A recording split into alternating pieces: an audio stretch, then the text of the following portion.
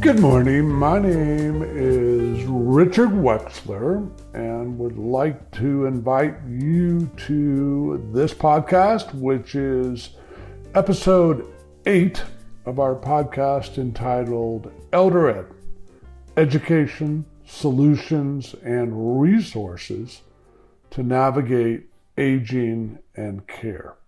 So a quick recap. 18 years ago, my wife, myself, our 2 small children wound up managing the care for all 4 of our parents. This unbelievable journey lasted 14 years. It led to our company, Points of Life, led to us educating, providing solutions and resources for thousands around the country. And this podcast was put together with the hope that we could reach even more. So in the last couple episodes, we've been talking about a fictitious family that I put together.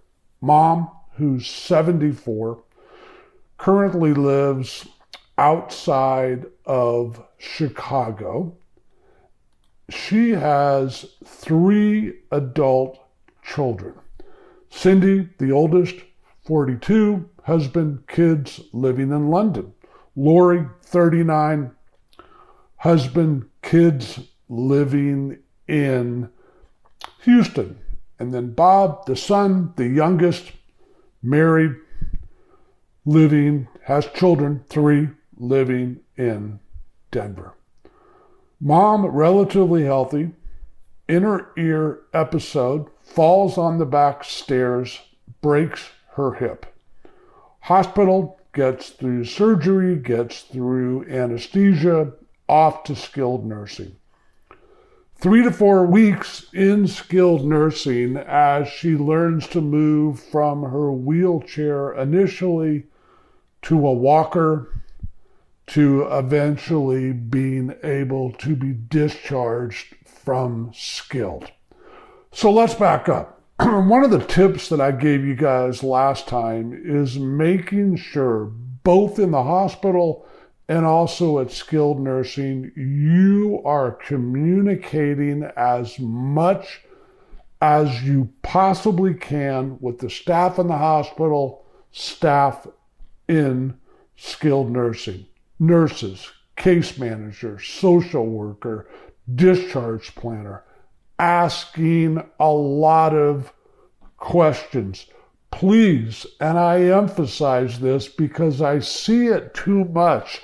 You don't just want to think, oh, mom's got a roof over her head, she's being taken care of, I can take a breath now, and she's going to be okay.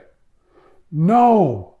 One of you, determine who that's going to be, I'm talking to the adult children, needs to be a oral advocate communicating on a regular basis with the staff to understand how mom's doing, to understand her updated visits with the doctor who will come visit and how long she may be there.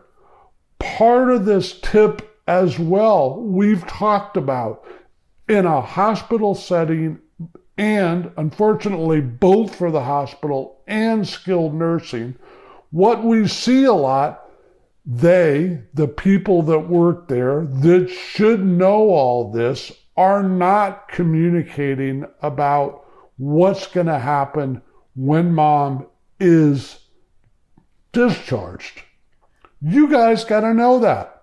You guys have to understand the condition she'll be in, how long she'll be in that condition, and then what's the plan for her long-term care. We've already talked about, with this fictitious family, there's been no plan put together. They haven't discussed an episode like this. And guys, what I'm talking about, we're talking about a broken hip. It could be similar, and a similar adventure for someone who's had a stroke, hospitalized, then skilled, then being discharged and the care they're going to need. And the therapist, we're talking physical here for the hip, that they're still going to need to see, like mom is currently seeing in the skilled facility. And then that therapist can come wherever mom is when she leaves. So your communication, and I said this on the last episode, sometimes getting in touch with the people in skilled can be challenging. The nurse, the social worker, the case manager, the discharge planner. You gotta keep trying on a consistent basis to make sure you talk with them to understand everything I was just talking about. Do you need to contact you've all gone home. You've all gone home. You're back in London. You're back in Houston. You're back in Denver. Do you need to contact a neighbor who can then physically go to the skilled facility and let them know that you've been trying to get in touch, whether you're Cindy, Lori, Bob, to have a conversation with them about mom's current condition, how long she's going to be there, and what the options are when she leaves. So let's look at this now. Mom has been in skilled for 3 to 4 weeks, somewhat normal for a broken hip. Word is going out. We talked about this last time. She's being discharged. Calls, text is going out to one of the adult children, or maybe you found out by communicating with the staff in the skilled facility. So the plan is this Friday, it's now Monday, Tuesday, she's going to be discharged. What does that mean? It means she's leaving the skilled nursing facility. It means she's got to go someplace with a roof over her head. And as we've talked about, it can be a period of time based on mom's mental condition, physical condition, how long it may take for her to be able to take care of herself if she can. We're talking about the need for someone with her initially, which may be a few weeks, maybe a month. We've talked about this. Could be longer till she can get up, use the restroom, go back to bed, get herself dressed, cook herself a meal, move that meal to a place where she can eat it, get food, whether she goes to the store, it gets delivered. There's a lot to do for our normal daily activities. This is real. So now what's going to happen? It's now Friday. Mom's being discharged. Where's she going? Let's start looking at the options. And let's start talking about cost further. And let's talk about how this is all going to be paid for. We've talked about this. So the decision is made for mom to go home. One of the adult children is going to move in with mom. Is that realistic? Can that be done? Does that adult child think it may just be a few days a week? We just talked about she may need someone 24 hours a day for a month or more. Can that adult child do that? Move away from their spouse, their kids, their job, their life, etc. Is mom's house set up for them? Is mom's house set up for her? Is it easy for her to be able to move with help to the bathroom, get back to bed, etc.? She's hopefully on a walker now by the time she goes home. Is her house set up so she can move around safely in the home? So one of these 3 adult children has made the decision to move in. We hope they had a comprehensive conversation between them and with mom, making sure mom's okay with this, making sure they really understand it may not be a few days, it may not be a week, it may be quite a bit longer. Or are they going to decide to move mom in with one of the 3 children? Is that realistic? In her condition, can mom, I don't think she's driving. She certainly isn't driving. I mean, someone driving her to London. I don't know if she can really fly in that condition. My answer is probably she can't. So, okay, you're going to look at bringing someone in the house. We talked about the options. There are home care agencies, mom and pop, and national franchises near where mom lives. We've talked about that in the Chicago area, you are probably talking about realistically, and this may be conservative, it may be more, about $35 an hour. At 24 hours a day, round figure, that's $25,000 a month. And whether you hire a mom and pop, that's John and Becky's home care that they have built, or a national franchise, their dollar amount is probably going to be in that neighborhood of $30, could be almost $40 an hour, which is now approaching $29,000 a month. We've talked about the fact that mom needs someone there 24 hours a day. I mean, in this fictitious family that I made up, I don't think they have those kind of dollars. What are you going to do? Is one of the kids going to move in and then you're going to get supplemental help, someone from a home care agency staying overnight? Maybe they need to be there for, let's say, 8 hours. Still going to be in that $35 to maybe $40 an hour range. And you can do the math. We're talking, let's say 35 times 8 times 7 days a week to help one of the adult children that's there to take care of mom during the day and evening hours. This is a lot. This is what people run into. Now what? We talk about maybe getting Mary off the street. Who's Mary off the street? Someone you've found through the church, through the synagogue, someone you advertised for on Craigslist, some other organization next door, whatever may be in mom's locale. You find someone.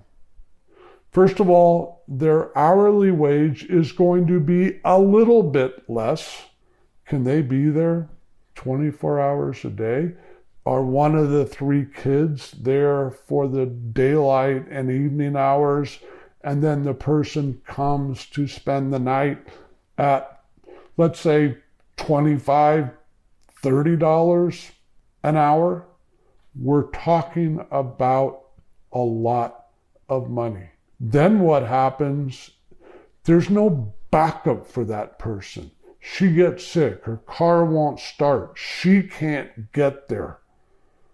What's then going to happen? You may want to hire her if you had the money, and this family doesn't, 24 hours a day, but then again, car doesn't start, she gets sick, she can't come, there's no one to back her up. Families have to be thinking about all of this. Okay, so when she leaves skilled, Remember, there was no plan. There was no real discussion. She goes home initially. Maybe she's going to move to a beautiful assisted living. Okay, so what is that going to cost? And we've talked about this in the Chicago area, which is one of the more expensive areas in the country. You're probably looking seven, maybe a little bit more, that's $7,000 a month. But here's the problem. They don't have a large enough staff to have someone sitting with mom all the time. Mom can't get from her bed, maybe she can, but can she really, to the restroom with her walker? Possibly. Can she utilize the facilities in the restroom, get back to her bed, and be safe? What happens, and this is realistic, you may need to supplement the care at the assisted living till mom gets past that few week, month, or a couple month period with help from home care. So now you're looking at the bill for the assisted living, and you're looking at the bill for that home care agency. Still in that $35 an hour range. Or you find Mary off the street and maybe it's 25 or 30. This family can't afford that. Most families can't. But those are your realistic choices. Mom's out of skilled nursing. Mom needs a safe place to live. Mom needs care. Mom needs 24-hour care. Let's say a minimum of a month. This is what families and this fictitious family are looking at. And how in the blue blazes are they going to afford this? And is one of the three kids going to come and stay, basically give up their life with their spouse and their kids where they live, and what about their job, and stay there for a month or possibly longer till mom can really move around if she's at home safely? If the home's even set up well. What if in this fictitious family there's 2 stories? Mom's bedroom is on the 2nd floor. The first floor just has a small half bathroom, toilet, sink, etc. There's no shower. What's going to happen? Now we have stairs. Realistic situation. This fictitious family and many other families. So let's start talking about how we're going to pay for this care. Out of your pocket. What does that mean? It means your piggy bank. That means mom's piggy bank, maybe contributions from all 3 adult children and their piggy banks. Can that cover the assisted living bill? Can that cover the assisted living bill plus home care? Can that cover home care when mom's actually in the home? Can that cover Mary off the street?